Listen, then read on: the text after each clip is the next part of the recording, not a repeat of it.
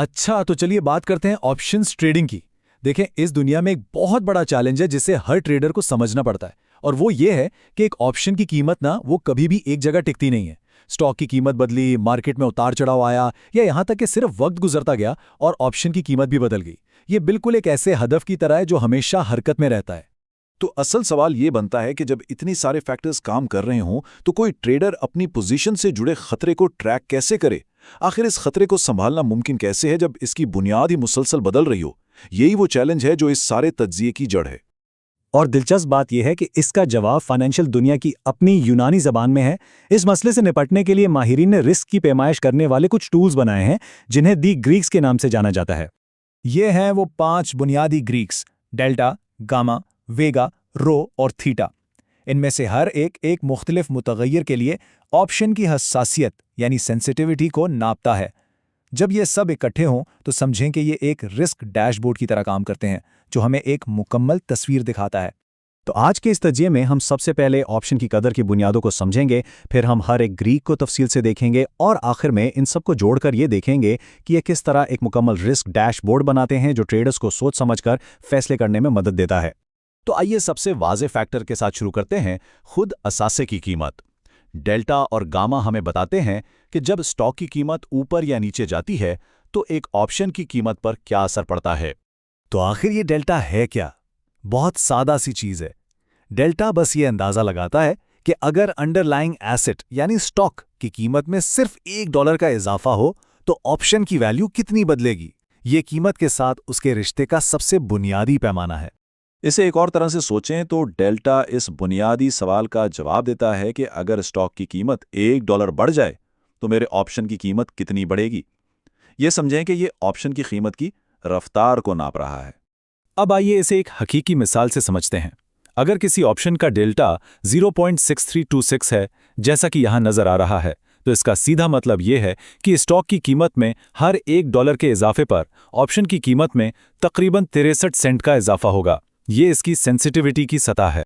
और यहीं से बात आती है गामा की। अगर हम डेल्टा को कीमत की तब्दीली की रफ्तार मान लें तो गामा इसका एक्सेलरेशन है। ये इस बात को नापता है कि खुद डेल्टा कितनी तेजी से बदल रहा है। ये हमें बताता है कि हमारी रफ्तार कितनी मुस्तहकम है।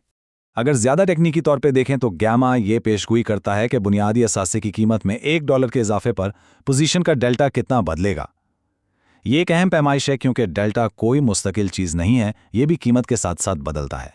तो गामा इस सवाल का जवाब देता है, अच्छा अगर स्टॉक की कीमत $1 बढ़ जाए तो मेरा डेल्टा कितना बदलेगा। ये आपके रिस्क की पैमाइश करता है। चलें अपनी मिसाल पर वापस चलते हैं। अगर गामा 0.0147 है तो इसका मतलब है कि अगर असासा $1 बढ़ता है तो हमारा डेल्टा भी बदलेगा। ये 0.6326 से बढ़कर तकरीबन 0.6473 हो जाएगा। तो इस तरह गामा हमें डेल्टा के मुस्तकबिल के रवैये की एक झलक दिखाता है। ठीक है, तो हमने कीमत के खतरे का अहाता कर लिया, लेकिन दूसरे अवामिल भी तो हैं, जैसे मार्केट के वसी हालात। अब हम वेगा, रो और थीटा को देखेंगे, जो हमें बताते हैं कि ऑप्शन की कीमत उतार चढ़ाव, शरह सूद और सबसे अहम वक्त के गुजरने पर कैसे रद्द अमल जाहिर करती है। सबसे पहले है वेगा। वेगा मार्केट के जोश या वॉलेटिलिटी के लिए सेंसिटिविटी को नापता है। ज्यादा वॉलेटिलिटी का मतलब है कीमत में बड़े झूलों का ज्यादा इम्कान, जो ऑप्शंस को ज्यादा कीमती बना सकता है। वेगा हमें बताता है कि अगर वॉलेटिलिटी 1% बढ़ जाए तो हमारे ऑप्शन की कदर कितनी बदलेगी। मिसाल के तौर पर अगर वेगा 0.1716 है तो इसका मतलब है कि अगर वॉलेटिलिटी में 1% का इजाफा हो, जैसे 56.25% से बढ़कर 57.25%, तो ऑप्शन की कीमत तकरीबन 17 सेंट बढ़ जाएगी। सीधे अल्फाज में ज्यादा उतार चढ़ाव ऑप्शंस के लिए अच्छा है। अगला है रो, जो शरह सूद में तब्दीलियों के लिए हसासियत को नापता है। यह एक ऐसा उनसुर है जिस पर अक्सर कम बात होती है, लेकिन यह अहम है क्योंकि शरह सूद पैसे की लागत पर असरअंदाज होती है, जो इस बात को मुतासिर करती है कि मुस्तकबिल में किसी असासे को खरीदने का हक कितना कीमती है। अगर किसी ऑप्शन का रो 0.1815 है तो रिस्क फ्री शरह सूद में 1% इजाफे से, जैसे 2% से 3% तक, ऑप्शन की कदर में तकरीबन 18 सेंट का इजाफा होगा। और आखिर में सबसे अहम थीटा। ये ऑप्शंस का नागजीर दुश्मन है, वक्त। थीटा वक्त गुजरने के असरात की पैमाइश करता है और अहम बात यह है कि यह मियाद खत्म होने के वक्त में एक दिन की कमी के लिए सेंसिटिविटी को नापता है। थीटा को अक्सर टाइम डिके कहते हैं। क्यों?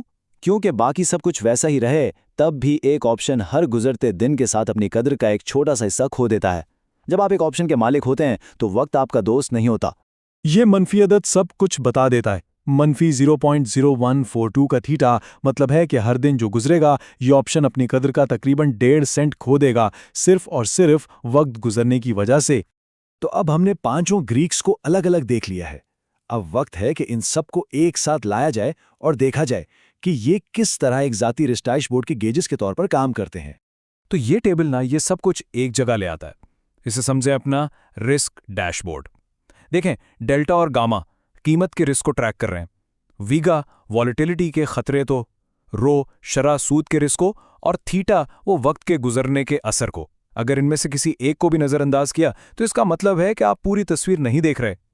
और आखिर में सबसे अहम नुक्ता ये है, ये सिर्फ किताबी बातें नहीं हैं, ये डेरिवेटिव्स की दुनिया में रिस्क मैनेजमेंट की जुबान है।